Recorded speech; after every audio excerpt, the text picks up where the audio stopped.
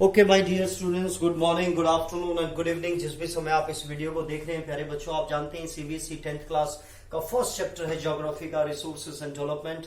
और एक काफी लंबी कहानी के बाद हम रिसोर्सेज, क्लासिफिकेशन ऑफ रिसोर्सेज के बाद, और फिर हमने रिसोर्स प्लानिंग के बाद फिर हमने देखा about land as a resource, फिर हमने सॉइल प्रोफाइल देखा, सॉइल को एज अ रिसोर्स हमने देखा।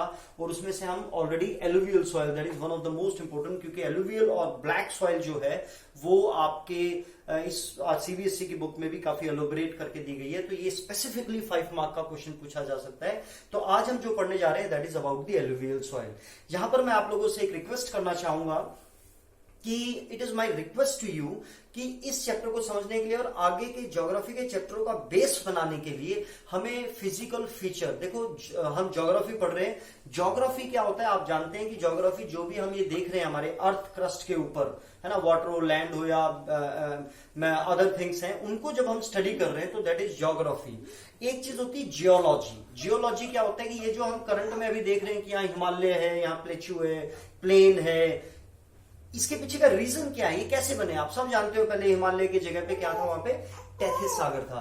तो जियोलॉजी को समझने के लिए, क्योंकि जियोलॉजी जब आपको पता होगी, उसके पीछे का कारण पता होगा कि ये किस तरीके से फिजिकल फीचर्स बने हुए हैं, किस तरीके से सॉइल फॉर्मेशन हो रही है, तो आपके लिए वो एक बेटर अंडरस्टैंडिंग होगी, राइट। तो आई रिक्वेस्ट यू कि 9th क्लास का ज्योग्राफी का चैप्टर 2 वो मैंने 9th क्लास के सेक्शन में डाला हुआ है, आप प्लीज उसके 10 पार्ट्स हैं, उन 10 के 10 पार्ट्स को you have to watch for your 10th class, right. वो आपको ना सिर्फ इसमें हेल्प करेगा बल्कि आपके जो अदर चैप्टर्स हैं उसमें भी it will help, like mineral agriculture है या लाइफ लाइन्स ऑफ इंडिया, उसमें भी it will help you out.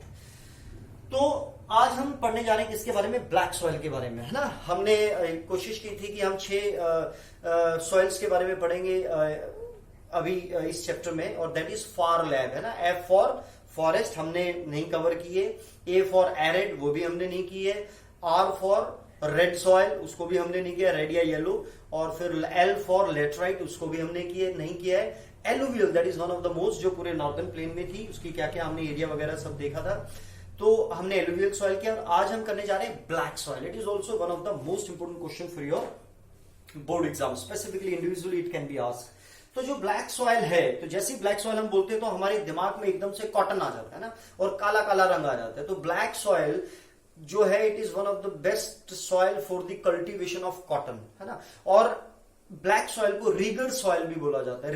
Rigour south Indian जो हमारी जो वहां की मातृभाषा है उसमें रिगर को काला बोला जाता है ना, तो इसलिए इसको साउथ इंडिया में ही ज्यादा पाई जाती है, डेक्कन प्लेच्यू में पाई जाती है। आई hope you know what is Deccan plateau, what is peninsular plateau and what is central highland, है ना। फिर भी मैं आपको कोशिश करूंगा थोड़ा सा आपको उसको ब्रीफ आइडिया देने के लिए, अदरवाइज 9th वाले में आपको ये क्लियर हो जाएगा। तो जो ब्लैक सॉइल है इसको रिगर सॉइल बोला जाता है, इसको ब्लैक कॉटन सॉइल भी बोला जाता है, और it is excellent for cotton cultivation, right. तो आप देखेंगे जैसे सबसे पहली जो हमारी कॉटन मिल भी अगर बनी थी जो बॉम्बे में या गुजरात में, कानपुर में भी इवन बनी थी, लेकिन इस वाले एरिया में काफी बनी थी जो हमारा सौराष्ट्र वाला एरिया। तो अभी हम देखेंगे इसके बारे में। तो black in colour also known as regur soil, it is 1 mark question, also important, also known as black cotton soil, ideal for growing cotton, ठीक है। ये इसके फीचर है, फीचर हम आगे भी देखेंगे और क्या क्या इसके फीचर है। अभी हम आते हैं इसके फॉर्मेशन पे। यहां पर मैं आपको बिल्कुल ब्रीफली बताना चाहता हूं, मैं इस पे ज्यादा टाइम नहीं लूंगा, आप 9th वाली वो वीडियो प्लीज देखें, it is my request to you, और वो आपको देखनी चाहिए। तो आप जानते हैं कि अगर मैं ये वाला एरिया जो हमारा है, दिस इज राइट, तो यहां पर ये नॉर्दर्न प्लेन है, यहां पे ये हिमालय है, राइट। तो ये वाला जो एरिया है, यहां पे नर्मदा, ये नर्मदा जा रही है, दिस इज नर्मदा रिवर। ये वाला जो एरिया है पूरा, इसको बोलते हैं peninsular plateau, peninsular plateau, right. Peninsular plateau को आगे हमने 3 भागों में बांटा हुआ है। वो क्या है, नर्मदा के ऊपर वाले को बोलते हैं सेंट्रल हाईलैंड, राइट, और इसके नीचे वाले को इसको बोलते हैं डेक्कन प्लेच्यू, यानी कि ये जो ट्रायंगल बना रहा है ये, और इधर आपको पता है ईस्टर्न घाट है, घाटियां यानी कि पहाड़ियां, और इधर वेस्टर्न घाट है, राइट। अगेन 9th का सेम टॉपिक। तो अभी जो हम बात कर रहे हैं, जो ब्लैक सॉइल मिलती है वो मैक्सिमम हम डेक्कन प्लेच्यू की बात कर रहे हैं। इसमें हमने कहा अब आपको पता है कि कोई भी चीज की फॉर्मेशन में टाइम का, क्लाइमेट का, इन सब चीजों का हमने देखा था कि on the basis of parent rock, हम जब लास्ट उसमें देख रहे थे कि हमने जब क्लासिफाई किया था सॉइल्स को, तो फॉर्मेशन क्या है, climate along with the parent rock. Parent rock क्या होगा, इग्नियस, क्योंकि आपको पता है कि प्लेच्यू, ये यहाँ पे बहुत ज्यादा वॉल्केनिक इरप्शंस हुई थी इस वाले एरिया में जो हमारा डेक्कन प्लेच्यू है, और इसके कारण यहाँ पर एक प्लेच्यू का निर्माण हुआ। और वो जो प्लेच्यू है that is made up of igneous. आपको पता है जब भी लावा निकलता है, मैग्मा निकलता है, तो जब वो कूल डाउन होता है, सॉलिडिफाई होता है, तो it become the igneous rock. और igneous rock with the time process, time के साथ जब उसका डेन्यूडेशन होता है, डेन्यूडेशन यानी उसमें जब उस सारी वेदरिंग होती है उसकी, तो वो काले ही रंग में इट कन्वर्ट इनटू सॉइल। तो igneous rock important factor for formation. अभी जो डेक्कन ट्रैप है, डेक्कन ट्रैप यानी ये वाला एरिया, डेक्कन ट्रैप यानी ये वाला एरिया, ये वाला एरिया। अब यहां पे आप ध्यान से देखेंगे, एक बार सिर्फ सुनेंगे मैं क्या कह रहा हूं। डेक्कन ट्रैप, इसको बासाल्ट, ये बासाल्ट से बना हुआ है लगभग, ये पूरा प्लेच्यू जो है ये बासाल्ट से बना हुआ है। Deccan region spread over north west, यानी कि इसका डेक्कन प्लेच्यू का नॉर्थ कहां आएगा, यहां, और वेस्ट कहां आएगा, ये वाला एरिया, ये वाला एरिया, नॉर्थ और वेस्ट। ठीक है, अब ध्यान देंगे आप।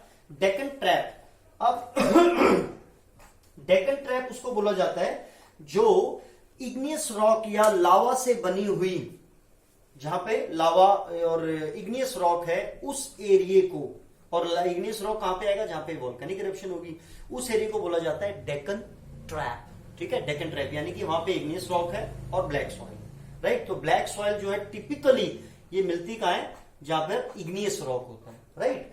तो Deccan trap, I hope you understand कि डेक्कन ट्रैप क्या होता है, कि जहां पे इग्नियस रॉक हो और ब्लैक सॉइल भी उसी से फॉर्मेशन होती है।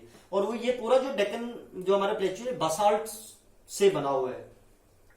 रीजन स्प्रेड ओवर नॉर्थ, यानी कि डेक्कन प्लेच्यू का north west, north west Deccan plateau, Deccan plateau, आप समझ रहे हैं मैं किसकी बात कर रहा हूं, Deccan plateau, and made up of lava. और ये सारी चीजें ये किस चीज से बना हुआ है, लावा से। तो पेनिनसुलर प्लेच्यू और डेक्कन प्लेच्यू में आप कंफ्यूज ना होना। पेनिनसुलर प्लेच्यू हम इस पूरे को बोलते हैं, इस पूरे को नॉर्दर्न के नीचे पेनिनसुलर प्लेच्यू।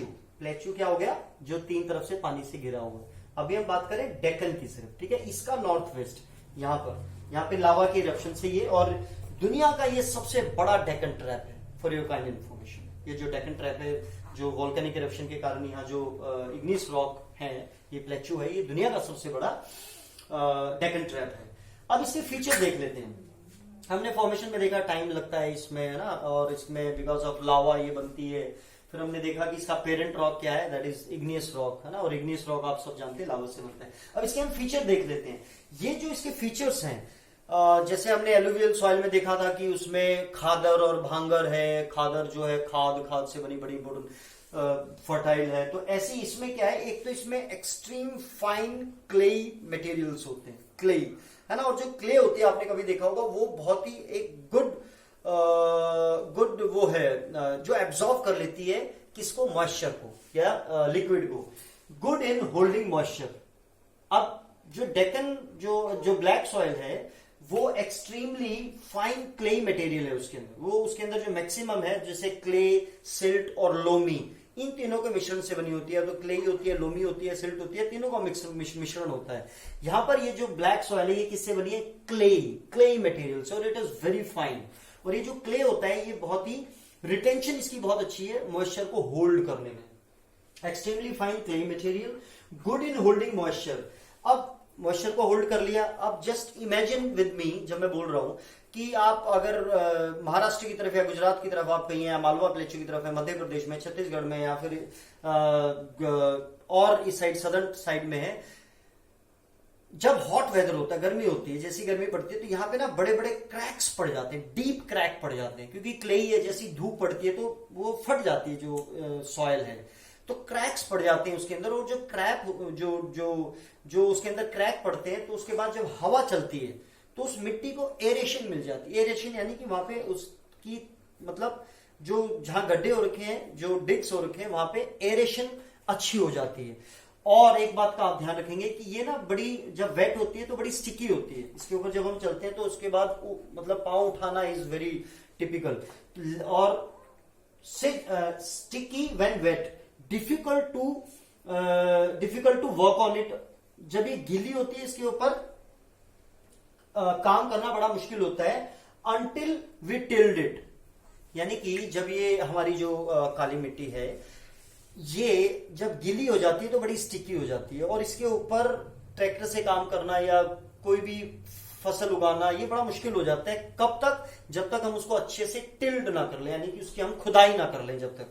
और इसकी खुदाई कब करनी चाहिए? या तो एकदम से जैसी बारिश के बाद, क्योंकि वो थोड़ी थोड़ी गीली होती है, उसी समय उसको उसकी टिलिंग कर देनी चाहिए, राइट। और या फिर प्री मानसून से पहले, मानसून से पहले उसकी टिलिंग करनी चाहिए, otherwise it is very difficult to do the tilling in that and to cultivate the crops there.